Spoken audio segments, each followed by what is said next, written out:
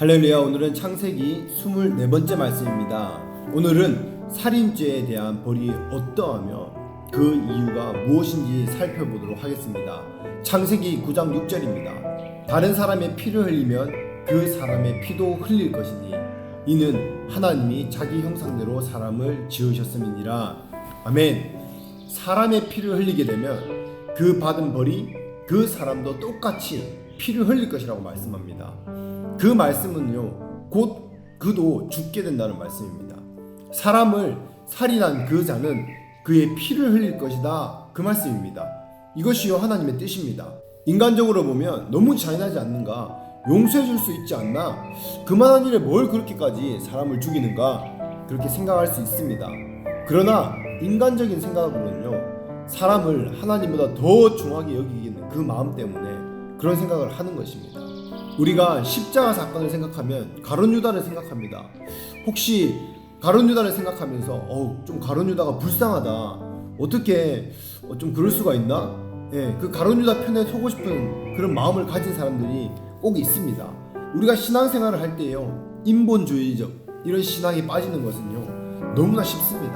사람의 인정을 하나님의 말씀보다 더 중요시 여길 때에요, 언제든지 우리는 인간적인 신앙생활을 가지고 인본주의적으로 돌아갑니다.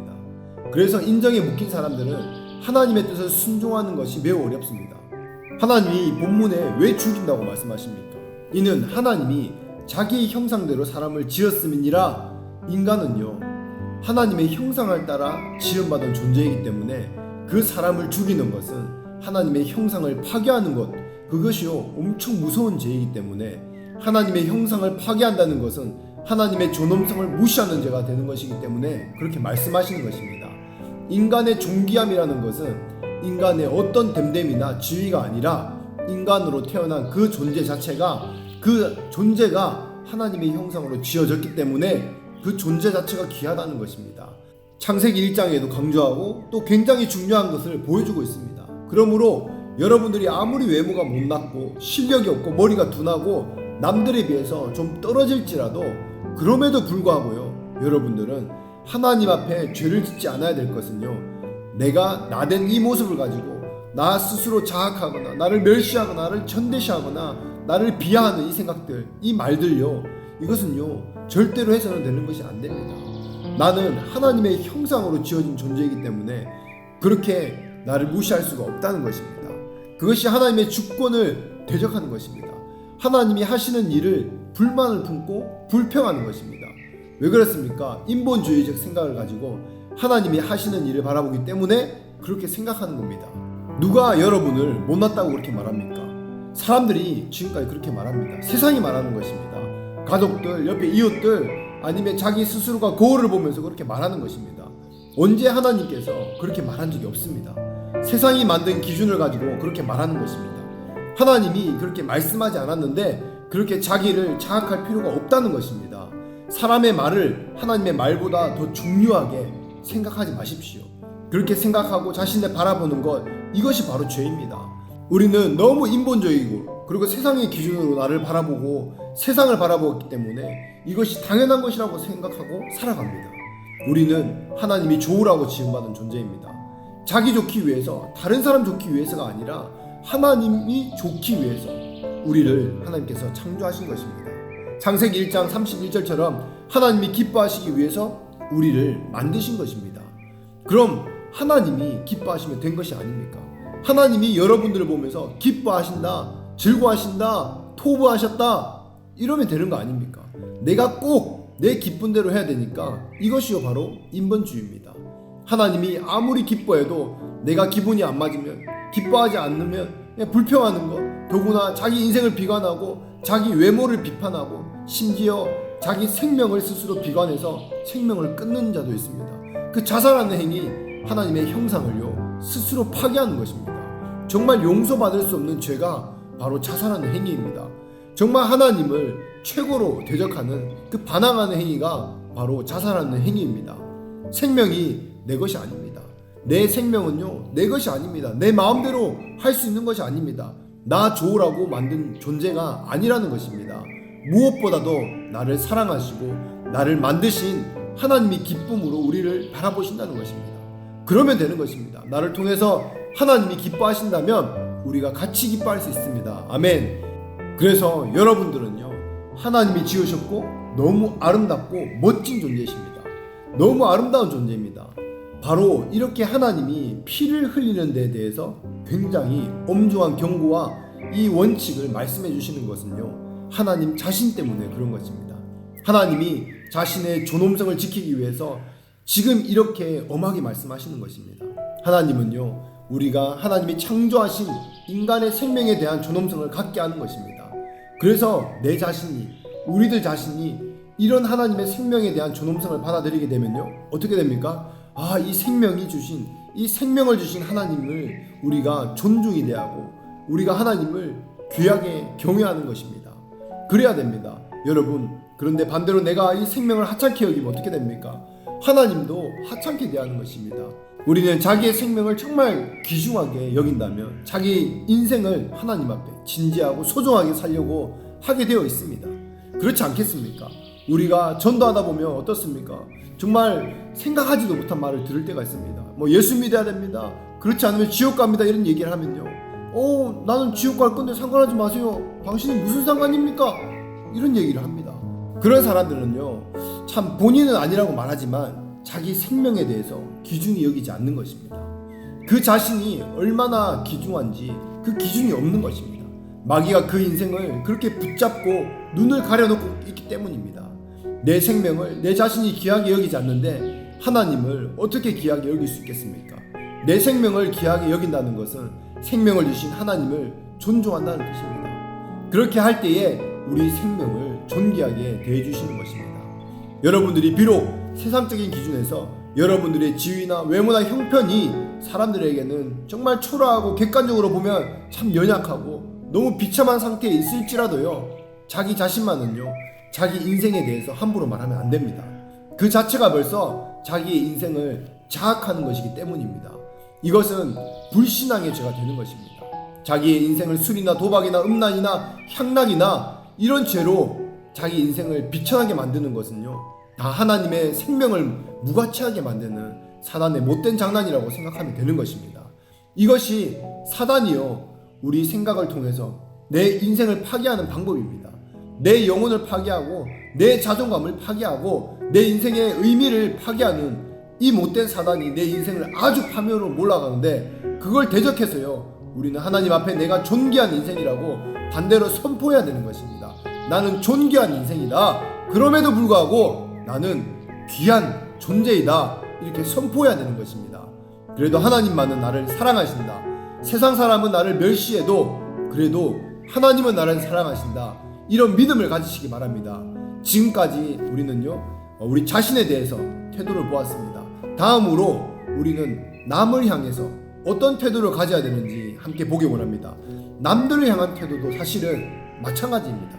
내 인생, 내 영혼만 하나님이 귀중하게 만들지 않고 이 세상에 있는 모든 이 영혼들요, 다 동일하게 똑같은 귀한 존재로 하나님께서 만드셨습니다. 그래서 우리는 다른 사람의 생명을 무시하거나 멸시하거나 무가치하거나 비하하거나 심지어 극단적으로 그 사람의 생명을 해하게 할 때에 하나님은요, 우리에게 그 죄값을 물으십니다. 왜 그랬습니까? 그 사람이 아무리 못났어도, 아무리 그 사람이 죄를 많이 지었어도 내가 그 사람의 죄를 심판하거나 내가 그 사람의 못난 것을 비하할 권리가, 의무가 없다는 것입니다. 왜? 그 사람은, 그 사람의 주인은요, 하나님이시기 때문입니다. 세상과 가정에서도 그렇습니다. 자기가 잘하는 것으로 남을 무시하고 큰소리치고 내가 잘하는 것을, 자기보다 못한 사람들을 다 어떻게 합니까? 무시합니다. 내가 잘났기 때문에 상대방을 무시하는 것입니다. 그리고 예를 들어서 아내가 너무 똑똑하고 무엇이든지 잘하는데 반면에 남편이 찌질하고 직장에서 몇몇치고도 돈도 못 벌어오고 맨날 집에서 그냥 빌빌거리기나 하고 아무것도 못하는 것 같아 보입니다. 그런 경우에는요, 아내가 너무 혼자 잘나서 하나님께는요, 아무 은혜를 못 받습니다. 그런데 바보 같은 남편은요, 하나님 앞에 은혜를 무더기로 받습니다. 약한 자라서 하나님께서는요, 더 챙기는 것입니다. 하나님 편에서 하나님의 사랑하는 자를 그렇게 구박하고 그렇게 무시하고 멸시하고 핍박하고 하나님의 사랑하는 딸을, 하나님의 사랑하는 그 아들을, 그 사랑하는 형제를 하나님의 형상으로 만든 그 사람을요 멸시하고 무시하고 핍박하고 구박하는 그런 사람들을 하나님께서 좋아하시겠습니까? 아닙니다. 사무엘상 2장 30절입니다. 나를 존귀하게 여기는 자는 나도 그 사람을 존귀하지만 나를 멸시하는 자는 나도 그를 멸시한다, 이렇게 말씀합니다. 아멘. 하나님의 형상을 받은 사람을 감히 인간적으로 조금 부족하다고 멸시하고 핀잔 주고 구박하면요 누가 손해보겠습니까?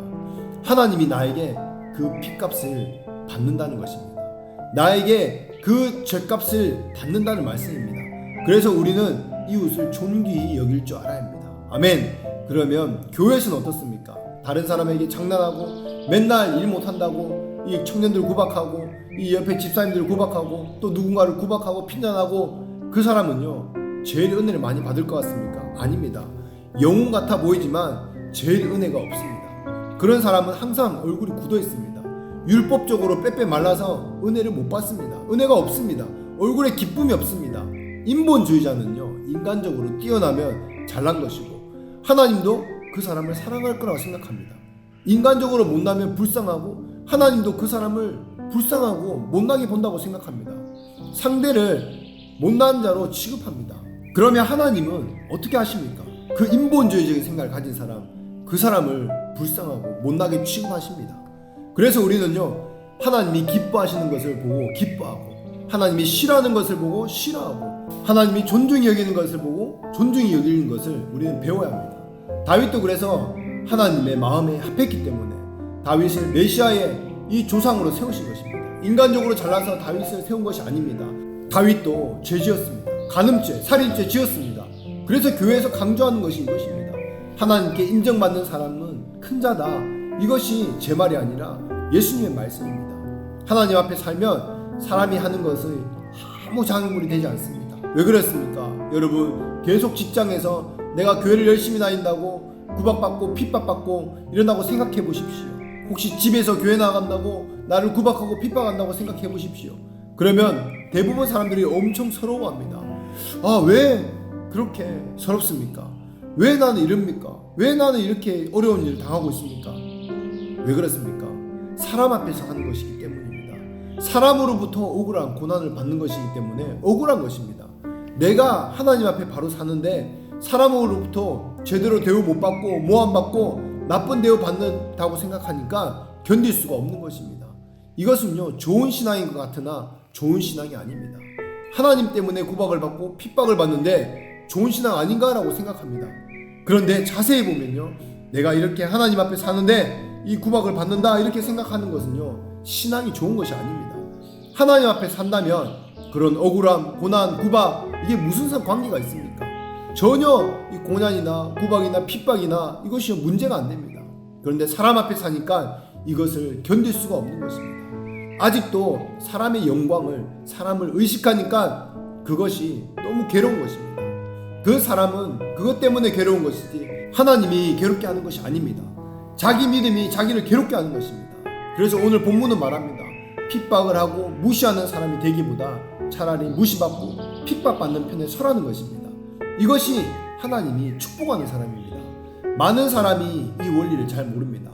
늘 남 가르치고 남 잘못된 거 고쳐주고 하고 교회에서도 틀린 거 고치게 하고 바른 소리 하고 그러면 좀 더 높아 보이고 잘나 보이고 좀 더 인정받는 것처럼 보입니다. 그렇게 생각할 수 있습니다. 사실은요 이것은요 어리석은 사람입니다. 바로 그 열매가 증거해 줍니다. 바로 그런 사람에게는요 은혜가 없다는 것입니다. 얼굴에 기쁨이 없고 늘 분내기를 즐겨하고 불평하고 원망하고 스스로 그 괴로움을 당하면서 살아갈 수밖에 없다는 것입니다. 우리 옛말에도 어떻습니까? 때린 자는 다리 못 뻗고 잔다 그런 말이 있습니다. 오히려 맞은 사람이요 더 다리 뻗고 자는 것입니다. 차라리 여러분들 자기가 하나님 때문에 핍박받을지언정 내가 교만하여서 남을 핍박하는 그런 위치에 서지 마시길 바랍니다. 그 어리석은 자리에서 벗어나는 여러분들 되시길 축복합니다. 여러분은 하나님의 형상으로 지음받은 존귀한 자들입니다. 더 이상 스스로 남들과 비교할 필요가 없습니다. 나를 존귀히 여길 뿐만 아니라 남들도 무시하고 비판하고 판단하지 말고 하나님의 눈으로 하나님의 생각으로 하나님의 마음으로 그 이웃들을 그 존귀히 여기시는 한 분 한 분 되시기를 예수의 이름으로 축복합니다. 아멘.